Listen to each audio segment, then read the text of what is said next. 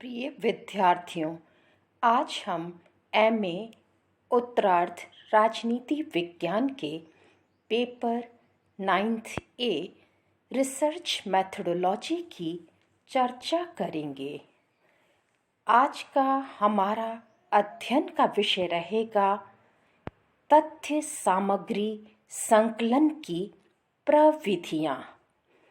प्यारे बच्चों, हम आज तथ्य सामग्री संकलन की प्रविधियों में अवलोकन और प्रश्नावलियों पर चर्चा करेंगे। सामाजिक अनुसंधान का आधार विश्वसनीय तथ्य हैं।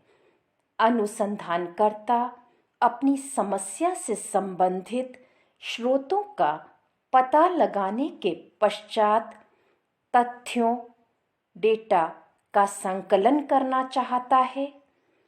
वह उन प्रविधियों, टेक्निक्स के बारे में सोचता है जिनके द्वारा संबंधित तथ्यों को संकलित किया जा सके। तथ्यों के संकलन में कोई एक प्रविधि प्रचलित नहीं है। कई प्रविधियां प्रयोग में लाई जा सकती हैं। जैसे हम अवलोकन, ऑब्जर्वेशन की बात करेंगे। प्राकृतिक विज्ञानों की भांति सामाजिक विज्ञानों में भी अवलोकन का महत्व कम नहीं है। जैसे जैसे आधुनिक यंत्रों का सामाजिक अनुसंधान में प्रयोग होता जा रहा है, अवलोकन पद्धति को उतना ही महत्वपूर्ण स्थान प्रदान किया जा रहा है। अवलोकन, ऑब्जर्वेशन का अभिप्राय है निरीक्षण करना। पीवी यंग के अनुसार अवलोकन आँखों द्वारा विचारपूर्वक अध्ययन की प्रणाली के रूप में काम में लाया जाता है, जिससे कि सामूहिक व्यवहार और जटिल सामाजिक संस्थाओं के साथ ही साथ संपूर्णता की रचना करने वाली पृथक इकाइयों का अध्ययन किया जा सके। जहाँ तक अवलोकन की विशेषताओं का प्रश्न है, इसमें मानवीय इंद्रियों के प्रयोग पर बल दिया जाता है। घटनास्थल पर जाकर वस्तु स्थिति को देख प्राथमिक सामग्री का संकलन करना होता है। घटना के सूक्ष्म गहन अध्ययन जरूरी है। अवलोकन अनुभवाश्रित होता है एवं निष्पक्ष अध्ययन हो पाता है। अवलोकन कई प्रकार के हो सकते हैं, जैसे सहभागी अवलोकन, जिसका अर्थ है कि अनुसंधानकर्ता स्वयं किसी समूह का अंग बन जाता है और बारीकी से उसकी आदतों, व्यवहार और रीति रिवाजों का निरीक्षण करता है। असहभागी अवलोकन में निरीक्षणकर्ता समुदाय की क्रियाओं में भागीदार न बनकर केवल दूर से निरीक्षण कर गहराई तक पहुंचने की कोशिश करता है। इसी तरह अर्ध सहभागी अवलोकन ऊपर जिन अवलोकन की हमने चर्चा की है, दोनों निरीक्षणों का मध्य मार्ग है। अनियंत्रित अवलोकन के अंतर्गत घटना तथा अवलोकनकर्ता पर किसी प्रकार का नियंत्रण नहीं रहता।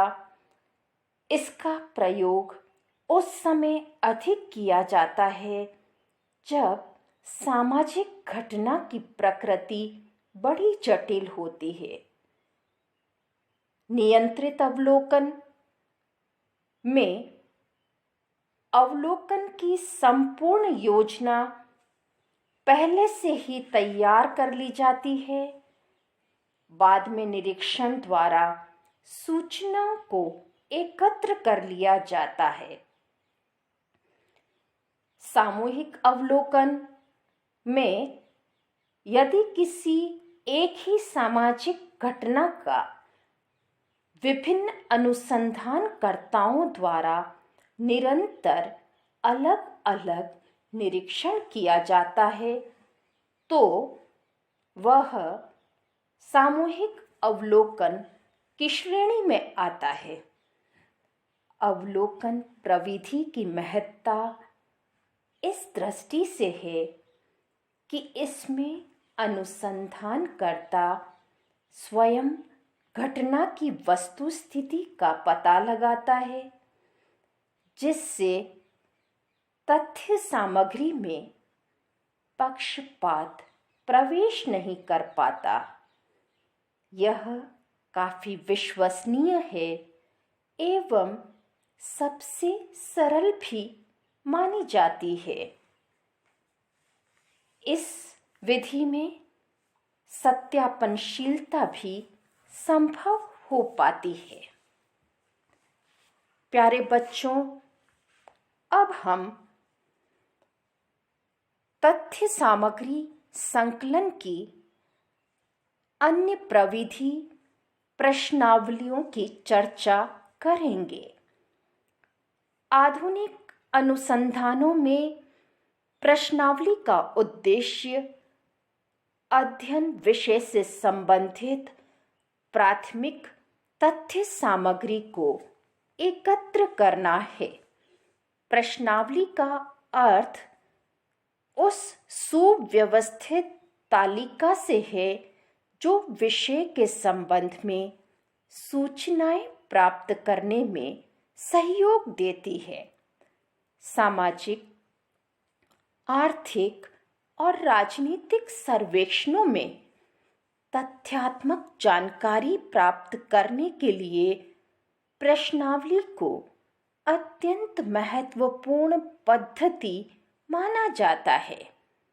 साधारणतः किसी विशेष से संबंधित व्यक्तियों से सूचना प्राप्त करने के लिए बनाए गए प्रश्नों की सुव्यवस्थित सूची को प्रश्नावली की संज्ञा दी जाती है। इसे डाक द्वारा भेजकर सूचना प्राप्त की जाती है। जहाँ तक प्रश्नावली की विशेषताओं का प्रश्न है, यह प्राथमिक सामग्री प्राप्त करने की अप्रत्यक्ष प्रणाली है। यह अधिकांशतः डाक द्वारा भेजी जाती है। इसे उत्तरदाता स्वयं ही भरता है। इसका प्रयोग शिक्षित उत्तरदाताओं के लिए किया जाता है। इसमें प्रश्नों को सरल एवं स्पष्ट रूप में प्रस्तुत किया जाता है। प्रश्नावली विभिन्न प्रकार की हो सकती है, जैसे तथ्य संबंधी प्रश्नावली, मत तथा मनोवृत्ति संबंधी प्रश्नावली, खुली प्रश्नावली, चित्रमय प्रश्नावली एवं मिश्रित प्रश्नावली आदि। प्रश्नावली निर्माण करते समय ध्यान रखा जाना चाहिए कि इसमें विषय का पूर्ण विश्लेषण हो, यह संतुलित हो एवं समस्त पक्षों का प्रतिनिधित्व इसमें हो। साथ ही अध्ययन के संबंध में उपयोगिता हो। निरर्थक प्रश्नों को स्थान नहीं दिया जाना चाहिए। प्रश्नों का आकार बहुत बड़ा न हो और भाषा की स्पष्टता भी हो। A.L. बाउले अच्छी प्रश्नावली की कुछ विशेषताओं की चर्चा करते हैं और मानते हैं कि एक अच्छी प्रश्नावली में प्रश्नों की संख्या कम होनी चाहिए। प्रश्न ऐसे हों जिनका उत्तर हाँ या नहीं में हो। प्रश्नों की संरचना ऐसी हो कि व्यक्तिगत पक्षपात का प्रवेश न हो पाए। प्रश्न सरल, स्पष्ट और अर्थ वाले हों। प्रश्न एक दूसरे को पुष्ट करने वाले हों। जहाँ तक प्रश्नावली के गुणों का संबंध है, प्राथमिक तथ्यों को प्राप्त करने में प्रश्नावली प्रणाली बहुत महत्वपूर्ण है। इस पद्धति द्वारा विशाल जनसंख्या का अध्ययन सफलतापूर्वक हो सकता है।